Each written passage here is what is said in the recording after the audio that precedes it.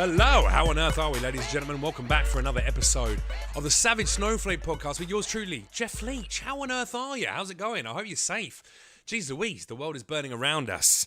And all I can hope is that you're washing your hands, you're staying inside safely. If you are protesting, you're doing it in a peaceful manner. You're not getting caught up in the violence, the vandalism, etc. Be safe out there, whatever you're doing.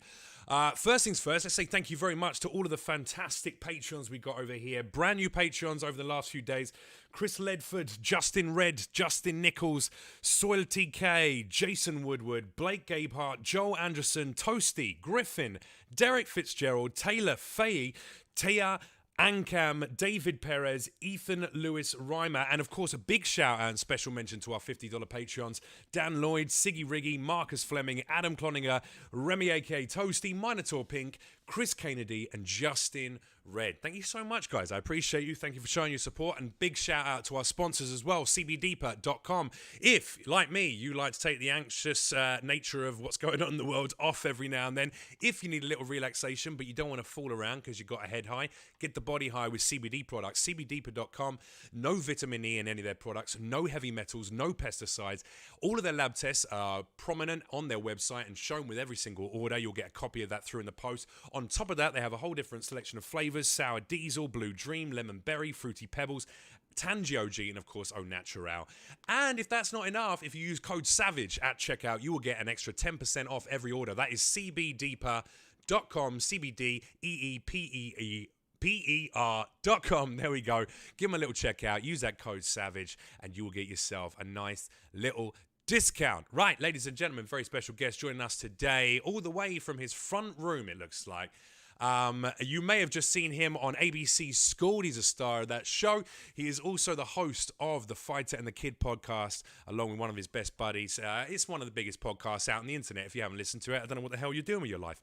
Mr. Bryan Callen, how are you, sir? Stand-up comedian, writer, actor, producer, host. What else are you doing? God. What else are you doing? The list goes on. Lover, martial fighter. Arts expert, lover, fighter. Lover, fighter, marcher. Not even marching, but just in spirit. Hey, mate, let's launch straight into it. Have you been marching? You done any of that? Any protesting? I've not marched, but they all marched past my window at Venice, and I watched. So I feel like I've never been a marcher. That's the whitest protesting I've ever heard. That's amazing. Yeah. I do think that it's encouraging that this is really the world coming together and saying, that it's not okay to kill a man, execute a man slowly in broad daylight. I mean, there's something about the way we are. I mean, look, you're going to have people that say, well, now look at the looters and stuff. Yes, they shouldn't. You have radicals and criminals and hijack.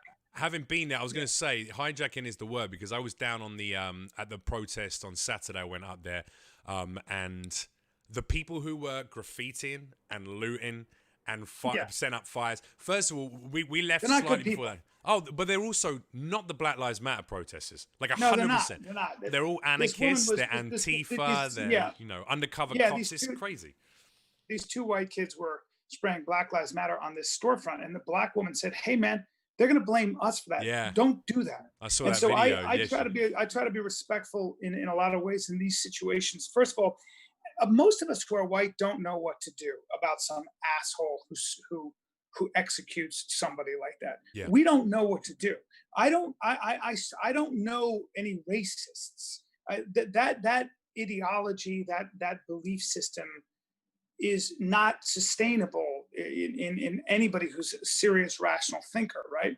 The idea that, well, you have this more, I guess, melanin in your skin, so therefore you're not as smart. It just doesn't, anybody who's a thoughtful person doesn't agree with that.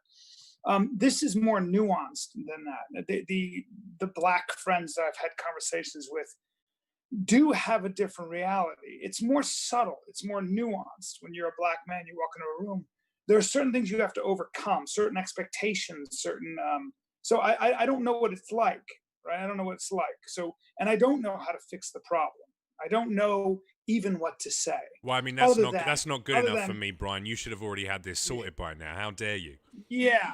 I don't think kneeling and apologizing for my white privilege is real. I don't believe in that. I think that's not the way to go. Mhm. And I don't think that helps anybody. There are ways to help, and that's to have a very honest conversation about what's going on within that community and within our community as a whole. But I'm just a comic, man. I'm just a comic, and I try See, to make people laugh, you know what? and I This try is to be ironic, and I try to find the truth in this. It's going to take me some time, but I will. This is the thing. See, I think, like, at the moment, especially, comedy is the thing that people will need most once they come out of a situation like this and out of the COVID pandemic or out of the protests, etc. They will need to laugh. They will need to reflect in that way. But realistically, right now, in the middle of it, jokes are not necessarily what people are after. No, the Um, best I can do right now is keep my mouth shut. And other than the fact that what happened was wrong, and that I think those four cops should be tried for murder. That's my opinion, and that's what I've said out loud. yeah. But other than that, the time for me now is to be shut the fuck up and and just allow the people that have been living this in many ways. I do this experiment where I've asked a lot of black comics who are usually educated and they have some money, and but all of them will say things like this: when they drive by cops, they turn their music down. My other friend Justin puts his glasses on. Oh, yeah. That's shit I don't have to think about, man. Yeah, yeah. And that Oh, no, me comes and from you can walk around a Ralph's. No one's following us when we're walking around. yeah. I don't think it's helpful that our president said when the looting starts, the shooting starts, because that's an expression that the white racist Miami police chief said about people that were rioting when Martin Luther King was killed, and I think it was '68. And he said if when the looting starts, the shooting starts, and if they think they've seen police brutality, they've seen nothing yet. Yeah. When you have a president in 2020 who fucking quotes that, hey dude, not helpful. Are you surprised that No, Killer you can't. Mike? You can't be surprised by anything Trump says in this day and age. And even if whether you're a Republican or a Democrat, because the point I was really interested in what you're making is really just like, I'm a comic. I tell jokes. That's what I'm good at. That's how I'm going to take this situation eventually, is look at it, turn it into something of humor that can hopefully soften it so people can discuss it a little bit easier. But That's all I know how to do. I had made a decision a while ago as well that I knew that the more politicized or more one camp or the other camp I sit in, the less conversation seems to happen. It just becomes a soapbox situation. And as a comedian, This is not a time where people are interested in nuance. This is not a time when people are even interested in discussion. This is a time. This is an emotional catharsis. The thing about riots, the thing about protests, and there is a difference between riots and protests. There's a difference between protests and chaos, and there's a difference between radicals and people who want change. Um, I think that this isn't a time for discussion right now as a country, and especially for, I think, black people especially. This is a time for catharsis, and I don't know what it's like. So I got to just, again, I got to shut the fuck up and sit here. I'm not in favor of the shutdown. I'm in favor of the curfew, though. I you think are it's for the probably curfew, yeah. better. I feel Yeah, like it's you better know what for the curfew. it's better for black-owned businesses. It's better for, I mean, Atlanta. I mean, you're talking about 50% of those businesses are minority-owned. Doesn't it And feel a little and bit like the people were, curfew, though? Less than being, I don't think it's a product of, hey, we're trying to keep everyone safe. 6 p.m., get inside your houses and stay there until 6 a.m. I don't think that's what it is. I think this is a very clear top-down order of disciplining us for our bad behavior. It's effectively that's not how local politics works, though. You're talking about a mayor who doesn't know what the fuck to do. A governor doesn't know what the fuck to do because they just came out of this pandemic. And these decisions are made by council. There are a lot of different people involved. You've got to get the sheriffs on board. County sheriffs are very important in this situation. Police, leaders, union leaders. There's all kinds of things that go into a decision like this. And the reason you give a mayor or certainly a governor emergency powers is because you don't have time sometimes for that. But you just see that there's mass looting, and a lot of these people from out of town. You got to impose a curfew. And the Sure. people that are willing to stay, that's when you get So Sure. I tend to be more sympathetic now of our leaders who are in these positions, because I'd probably be doing the same fucking thing. It's hard when you get to the level of detail on how to run the biggest state and the biggest economy in the fucking country. It's fucking detailed, man. it's detailed. It's hard. So it is difficult. I think there's also a responsibility though on us. Because we obviously you have a larger one, and we both have platforms, we both have followers, we have people who look to us, go, hey, I like what Jeff Leach is about, I like what Bryan Callen is about. He seems like a guy who has the world figured out, or at least when he discusses it, it gives me a better idea of how I might feel about a situation. Do we not have some kind of responsibility now? Because look, the reason why I liked having you on the podcast previously, and I think why you enjoyed it as well, is that we had an intelligent adult conversation, which is a few and far between, especially in the comedy community. We generally just sling about a few dick jokes and maybe lightly touch on social climate, but we do have a very nice platform where we can go, even if it's not, hey, I'm going to go and march on the streets. That's a personal decision, and you have to make that based on how you feel comfortable. But also, for instance, like you have young children. Has this been a good opportunity for you to educate them a little bit about, about the situation that people of color in this country face, especially when it comes to engagement with the police? Not yet, but yeah, it's begun. The conversation has begun. Not yet. Right now, they're just trying to figure out what the hell's going on. It's a little scary. But yes, I've started that conversation. What I can offer my viewers is not, I'm trying to be very careful about pointing out my perspective of the truth. Right. But what I can offer is perspective. Why? Because I'm 53 and I've done some history reading and I've done some living.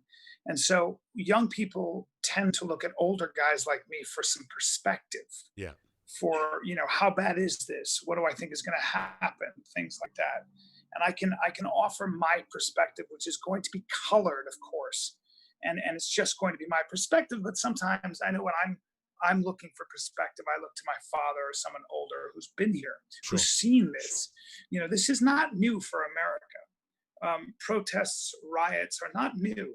We have had this dance, this strange, peculiar, and brutal dance, this black and white dance. Since, a professor asked, when did the civil rights movement begin in this country? And all his students raised their hands, Selma, and different times, and this and that, and the other thing, after Martin Luther King was, and he said, wrong. It was the first time an African was brought to these shores in chains. A slave doesn't exist. There are people that are enslaved, and they are always, always struggling to be free. It is what is inherent in our nature. So this has been a struggle. And one of the things about reading history, and especially history of this country, and I went down that rabbit hole. I'm still down it, but I went down it about 10 years ago in a deep way, where I listened to a number of history professors, because I get these courses on tape, and I've read a number of books. And one of the things that always shocked me, man, I'm not a liberal saying this, I'm just saying, I was always shocked at the ferocious and consistent assault on African Americans. I mean, from how they were redlined into different neighborhoods, into how they were always starved of resources, everything that went on. It doesn't mean there weren't a lot of very good people, including white people, etc., who are trying to make a difference. I'm not saying progress hasn't been made, and it has. But when you read the history of this country, it's always fucking shocking, man. Listen to jazz musicians, the famous ones, like Miles Davis, who got the shit beaten out of him for standing outside his recording studio. And the cop said, move on, boy. And he just said, I'm just standing here having a cigarette. And the guy started to beat him with a club. Now, he was put in the hospital and didn't have any recourse. That is the story. That is the story. And this is one of the most famous black musicians of.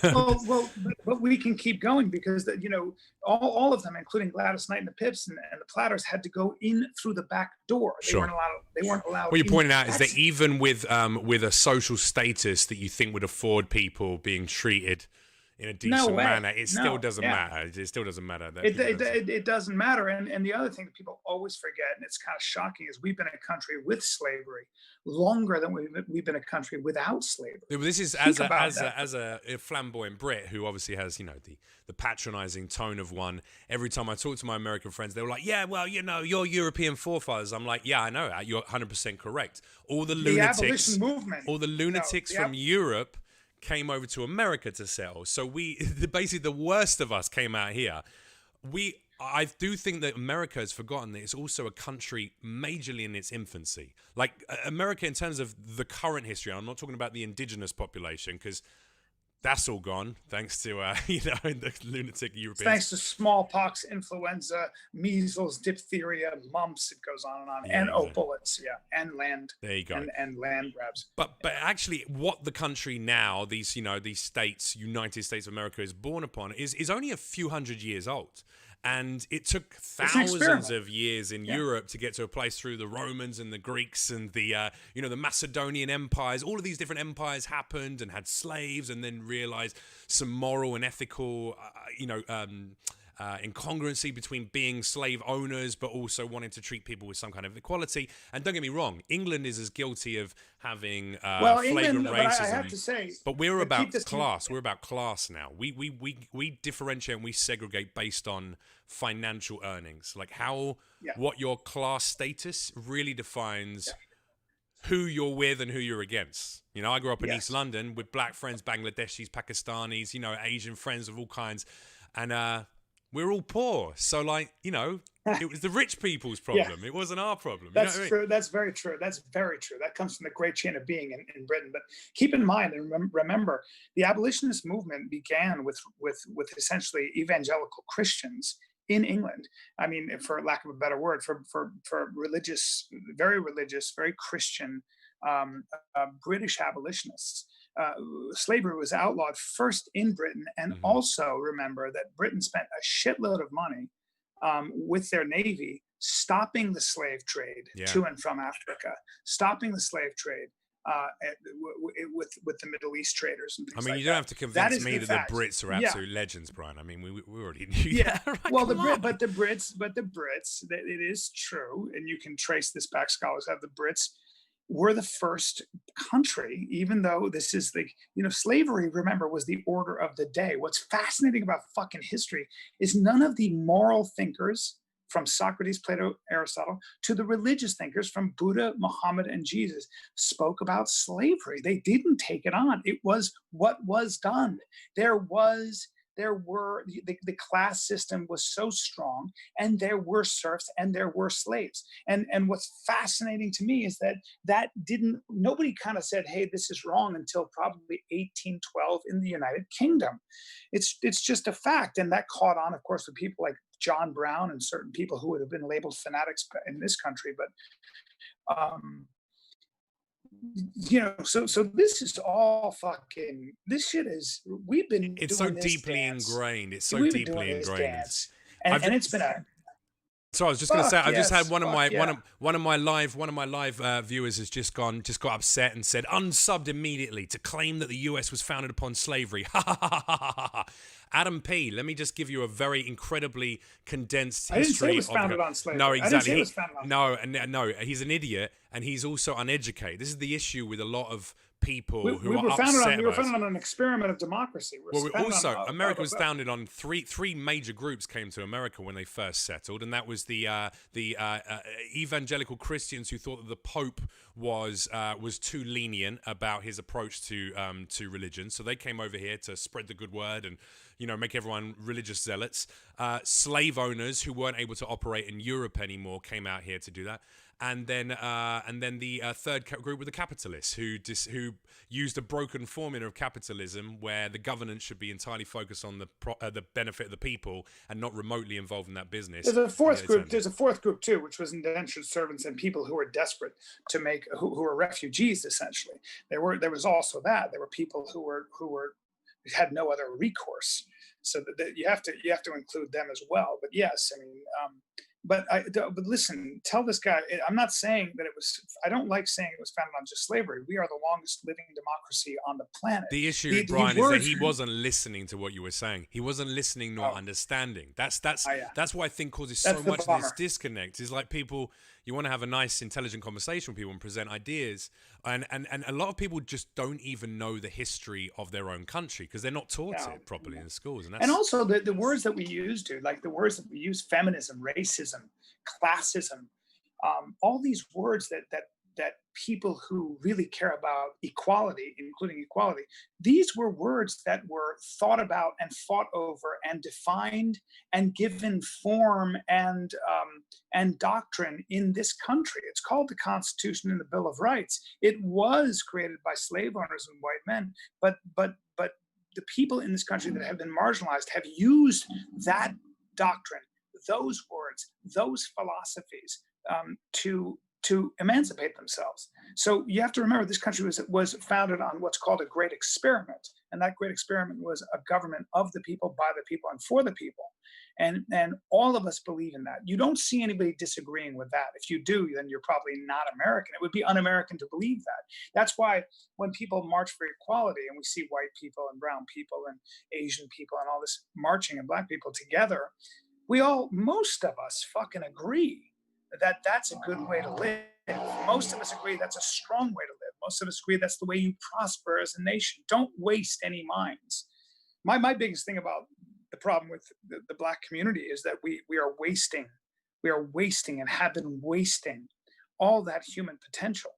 We've been wasting so many black minds. Man. I mean, what's incredible is, I see some of the black friends or the black artists that I work with, and there's a reason why, and I would say actually a large majority, at least, of the comics or musicians that I know in the industry seem to work that much harder and better. And I know it's because to get to the same level, they got to put in a bit more. They got to do a bit more of this, do a bit more of that. And I know that lately, we've, in our liberal bubble, certainly in LA especially, we've been seeing a great diversification of TV shows. Like, I'm sure you felt this a little bit.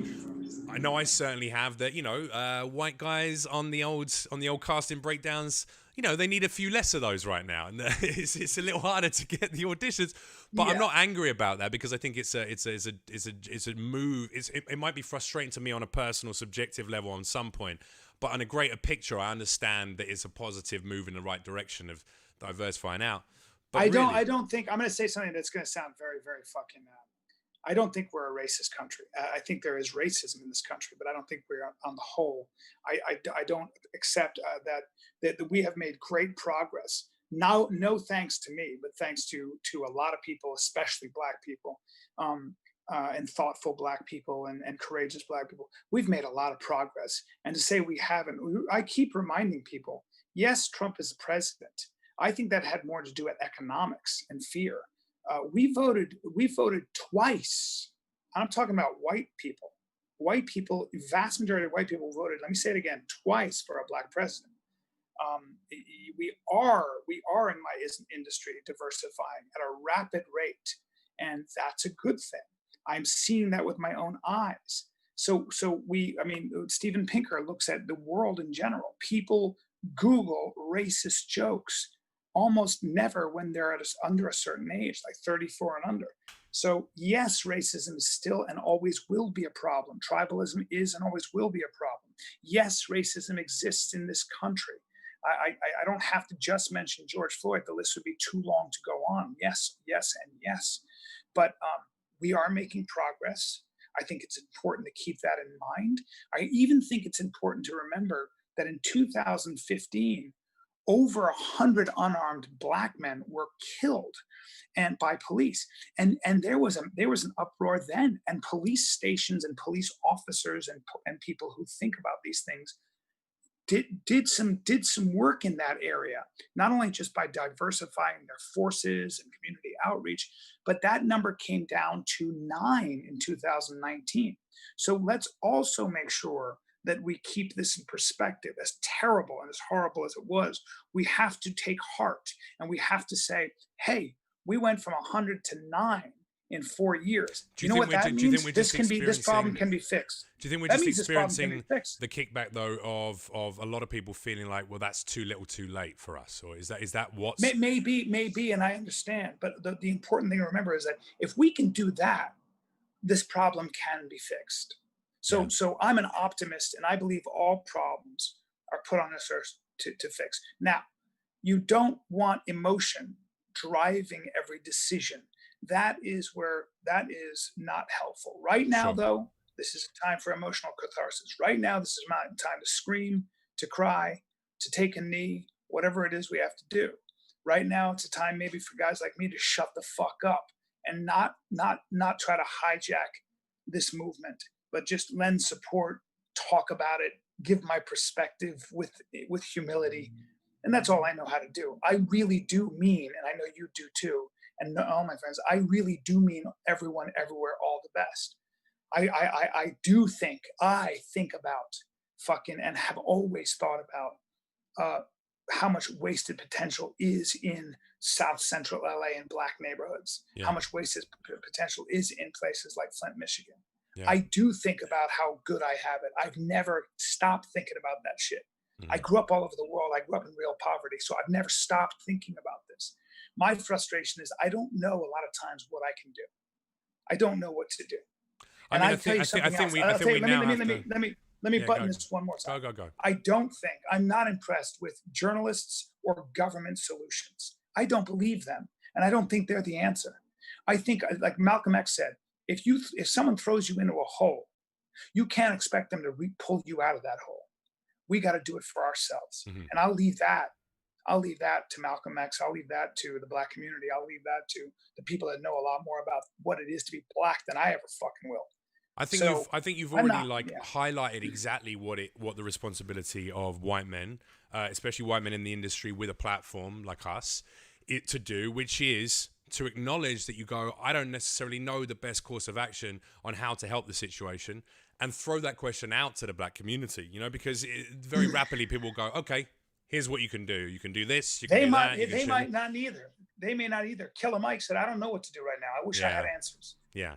But Well, I he think he said meant more something beautiful. specifically. He's like, look, I don't know how to change this kind of culture of brutality towards black people within or people of color within the police force. I don't know how to change that lack of respect for human life that seems to have permeated. Because I know cops who are great people. Like I think this is Most of them are. Yeah, Most of them are awesome. there's a huge contingent of wonderful police officers. Unfortunately, also categorizing a few bad apples, I don't think is a fair representation of just how deep run, brutality and lack of respect for human life can go within The justice system. The these justice system is something you don't want to get caught up in. things. It's not very nice. There's no doubt about that. I don't know. Again, I'm not a justice scholar or anything else. But you do own a powdered wig. I own a powdered wig, and I like to call myself a barrister. There you go. And That's I'm because very you attend a lot of fascinated. murder mystery evenings. That's what I heard. Yes, of course. Yes, of course. No, I know what you're Yeah. saying. I do think there's I think the right the right attitude toward it really is just going, listen, maybe if I don't necessarily know exactly the best ways to help a situation, is to ask that, to hold your hands up and acknowledge that. And very rapidly people get in touch. Like, look, I'm dating a woman of color, and even despite that and having a source of black voice in my home, I still don't completely understand. I'm still struggling to understand exactly what I can and what I can't do, what I should and shouldn't say, when I should listen.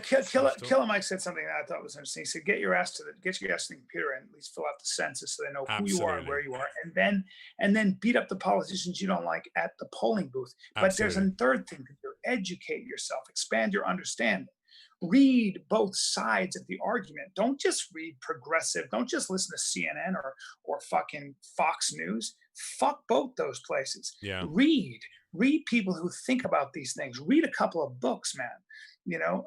I do, and I try to read books by people like Ta-Nehisi Coates, but then I also try to read Thomas Sowell, and they're both on the opposite ends of the black spectrum of Right. thought, and it gives me A more um, well-rounded it gives me understanding of what different outlooks might fuck be within the back. fuck yeah. You listen.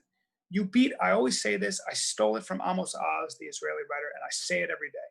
The way you beat a bad idea, which could be racism and a lot of other ideas, in my opinion, racism, socialism, communism. The way you beat a bad idea is with a better idea. I don't believe that the federal government is going to help anybody anytime soon. No, you're right. It never has in a lot of ways. So is there a better fucking idea? Well, let's think about it. And this is the time for thought too. This is the time to fucking. I tell you, that Killer Mike speech made me. listened to it 5 times. He's so fucking smart. He's Yeah. so poetic. He's And incredibly I felt, eloquent. That came I was, across, and I was that so humbled. I was fucking humbled, and I felt like crying. That motherfucker is something else. I'm telling you this, and Rogan said it too. great legs as If that well. guy, it was great. What? Great legs too, as well. I mean, it doesn't I just haven't stop seen his legs. at the eloquence and the fact he's got strong, sturdy tree I haven't. stumps. The man's a I haven't seen that, but if he fucking runs for president, I'd vote for that motherfucker. Oh, I'll yeah. tell you that much. So, What yeah. you were about to say, So anyway. Rogan said something to you that spoke to you as well. He said that too. He said, I'd vote for it. He said to Killer Mike, I'd vote for you for president. And I would too. That dude is smart and an economic stud. He's made a fortune as a businessman. You know why I wouldn't vote for him for president? Despite agreeing with everything you've said about the way that he spoke, the words that he said, how definitely empathetic to everyone's situation it seemed to be, despite all the frustrations and angers and emotion he must be feeling right now, and clearly was. I wouldn't vote for him because he was very honest and open and intelligent enough to say, how to fix this? I don't know. I actually don't know. And that's why I wouldn't vote for him. But what I do think is that he was a community leader in the sense of going, I don't know. However, what I do know is that there are brilliant minds in every state across the United States of America. Every single one is brilliant minds. And if those motherfuckers can't come up with a better solution than what is existing right now, then we have failed as a human society. Yes. We've failed across the board. Yes. So I don't know if he necessarily needs to be. He could probably be the press secretary. I give him press secretary. Yeah, man, whatever. Plus, he might rap him out. Do you know what I mean? It could be good. I've never listened to any of his music, so I don't know. Brian, educate yourself. How dare you? Such a white man thing to do. Unbelievable. I'm too old. I think I'm not hip. Oh, dude, you're not old. You're only as old as the woman you're feeling, and that's probably a few years younger, right? I imagine also it's a scary time just to be a parent. I don't have that responsibility. I don't know about you. Right now, I'm in East Hollywood, so probably that's why. But there's been a number of helicopters, one in particular circling above my blocks for the last. I've had that all night. 4 days. I had that all yesterday. I had it this morning. All day, all night. Yeah. Scary. Is it? How do you? What do you think a young generation is thinking now? Because I've seen some of the teenagers getting caught up in the more negative parts of the protest, but I'm thinking about the younger kids, which I think they're youngsters, right? Oh, we've had a little Zoom freeze there. This is nothing new for America, and this is. Oh, you're back? No, there you go. This is nothing new for America.